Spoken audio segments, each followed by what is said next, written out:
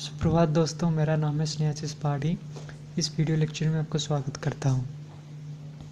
मैं mission IAS का test series discuss करूंगा, जो कि तो क्वेश्चन नंबर 13 है।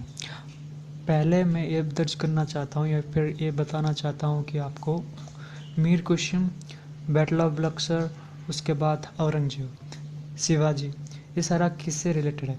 जब औरंगजेब या फिर मुगल एम्पायर का पतन हो गया था, तब मुगल एम्पायर डिक्लेरेशन या फिर डिक्लेशन स्टार्ट हो गया, मीन्स पतन स्टार्ट हो गया।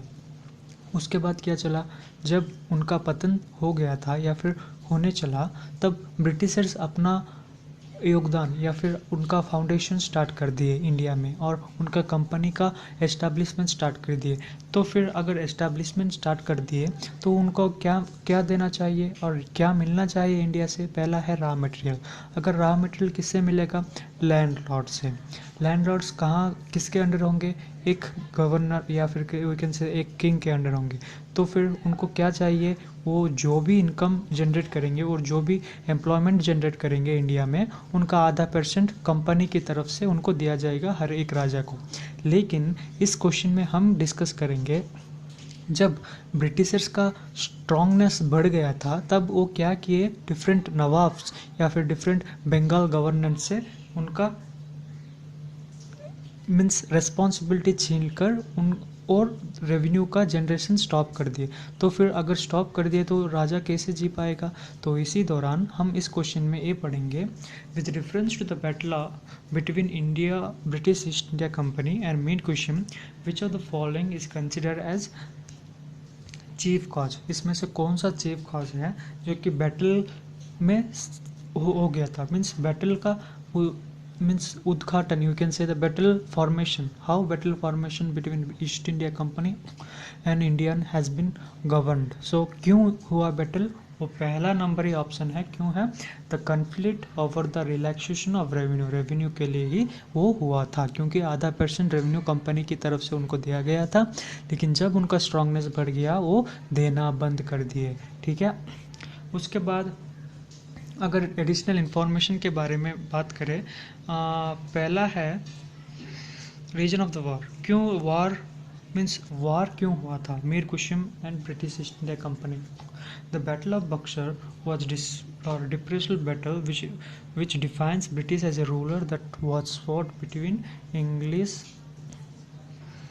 forces and combined army of Mir Qasim, Nawab of Bengal, Nawab of Awadh, Shah Alam II Mughal empires. The battle was outcome of misuse of Farhan, Daska and also the trade expansion of aspiration of English. आपको इसमें ही समझ आ गया होगा, क्योंकि Britishers का जब strongness बढ़ गया, वो ट्रेडिंग, इंपोर्ट एक्सपोर्ट का जो भी वो फ़ायदा पाते थे, वो कुछ भी नहीं देते थे इंडियन रूलर्स को। इसीलिए on 22nd October 1764 the battle of Buxar took place. The Indian army was defeated. ठीक है। The battle of Buxar provided itself the turning point of the history of India. क्यों battle of Buxar turning point of India बनेगा? क्योंकि वो governance means India का सारा governance वो अपने हाथ में ले लिए थे। कौन? ब्रिटिशर्स। उसके बाद Siraj-ud-Daulah, Suhajuddullah and Shah Alam signed the treaty at the Allahabad, and Robert Clive, who had become the governor of the company under this trade, the English company secured the Diwani of Bengal, Bihar and Orissa. ठीक है। वो क्या किए? Siraj-ud-Daulah and Shah Alam के under नवाब, जो कि nawabs होते हैं, वो ऑथेंटिकेशन पावर ले लिए थे और कंपनी राइट्स उनको दिया गया था। किसके अंडर? किसके गवर्नेंस के अंडर? रॉबर्ट क्लाइव के अंडर। मैं आपको ये भी दर्ज करना चाहता हूँ कि वो पहला नेवी आर्मी कौन किया? रॉबर्ट क्लाइव ही किया था। ठीक है। Robert Clive is the formation of Indian army in the British period. उसके बाद the nawab of Awadh created Allahabad and Kora in the Mughal Empire who began to reside in the Allahabad। ठीक है। जब उनका ब्रिटिश ट्रूप बहुत strong हो गया था, हर एक किंग के पास एक एक ब्रिटिश ट्रूप का योगदान दिया था। उसके बाद 26 lakhs एवरी ईयर वो क्या करेगा? कंपनी उनको देगा, लेकिन वो क्या किए? Stop making this payment after son. So ठीक है। उसके बैटल के बाद वो बहुत सारा घटा दिए। कौन? कंपनी। वो जो मैं बिगनिंग से आपको कह कर आया हूँ। उसके बाद The company promised to send his troops to defeat Nawab against any inventors. So inventors का मतलब जो यही है कि जो कि हमारा देश में आकर हमको ये लूटता है. So उनको प्रॉमिस किए कि नवाब्स को वो ब्रिटिश ट्रूप उनको भेजेंगे ताकि इन्वेंटर्स और कोई ना आ सके. ठीक है, आपको ये समझ में आ गया कि ये क्या है. उसके बाद in the mean time Mir Jafar has again been made the nawab of Bengal. अगेन मीर जफ़र क्या बना दिए, बंगाल का नवाब बना दिए.